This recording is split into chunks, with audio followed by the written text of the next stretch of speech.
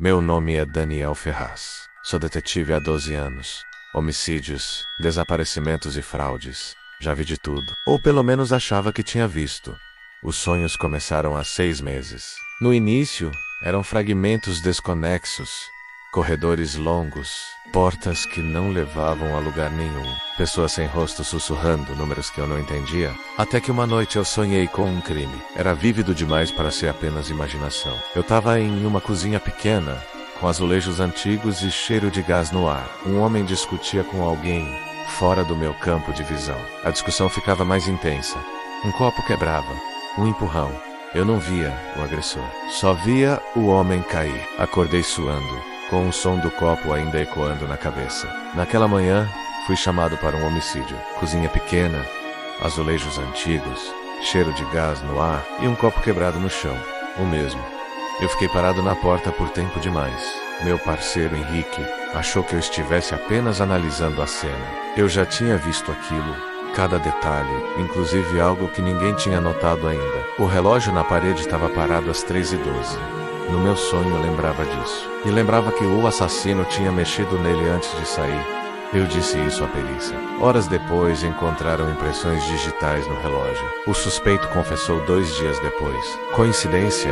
Eu disse a mim mesmo. Mas não foi o único caso.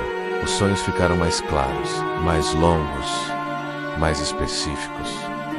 Eu não apenas via o crime, eu estava lá, observando, andando pelos cômodos. Às vezes eu tentava falar, mas ninguém me ouvia. Era como se eu fosse invisível. Comecei a anotar tudo ao acordar. Horários, cores, cheiros, sons.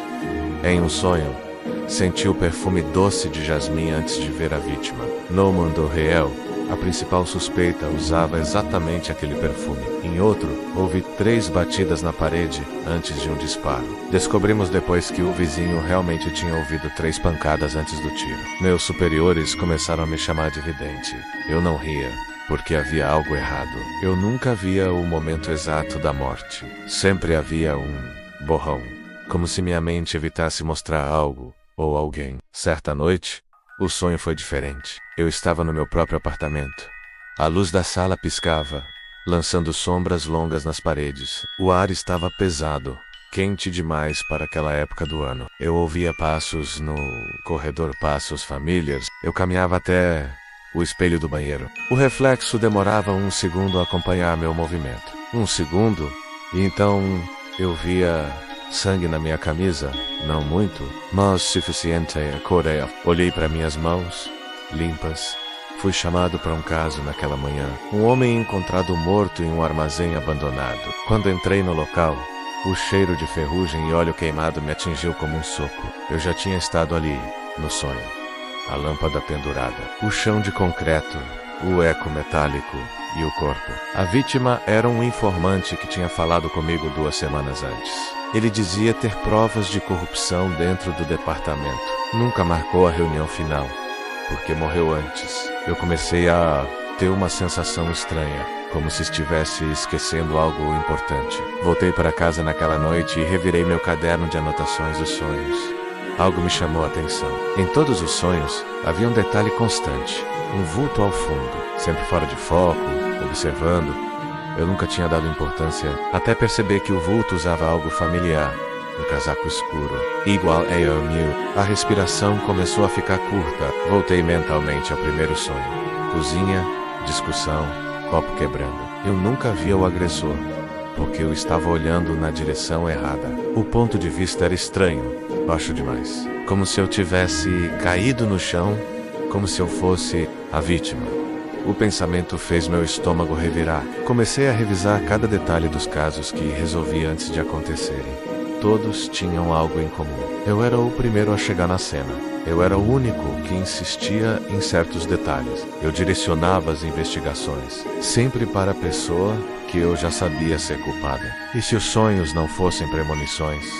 E se fossem lembranças? Naquela noite, decidi não dormir. Fiquei sentado no sofá, com todas as luzes acesas, o relógio marcando cada segundo com um tic-tac irritante.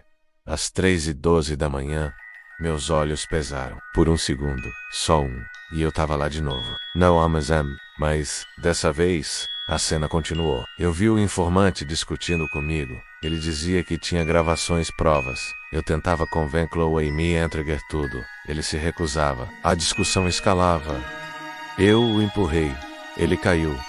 Bateu a cabeça no concreto. O som ecoou no espaço vazio. Silêncio. Eu fiquei parado, olhando para o corpo. Então arrastei a lâmpada para que a luz não iluminasse completamente o rosto dele. Acordei no sofá, com as mãos doendo. Olhei para baixo. Havia uma mancha escura na manga da minha camisa. Eu fui até o banheiro. No espelho, meu reflexo demorou um segundo para acompanhar. E por um instante, muito breve, eu vi alguém atrás de mim. Com meu rosto, sorrindo, na manhã seguinte voltei ao armazém sozinho. Disse que precisava revisar a cena. Fiquei parado no centro do galpão. O ar parecia mais pesado do que antes. Fechei os olhos e tentei lembrar, não dos sonhos, mas da verdade. Imagens fragmentadas surgiram. Discussões, pressão, medo de perder tudo, medo de ser exposto. Eu nunca resolvi os casos nos meus sonhos e os caminhos. Meu cérebro transformava a culpa em premonição.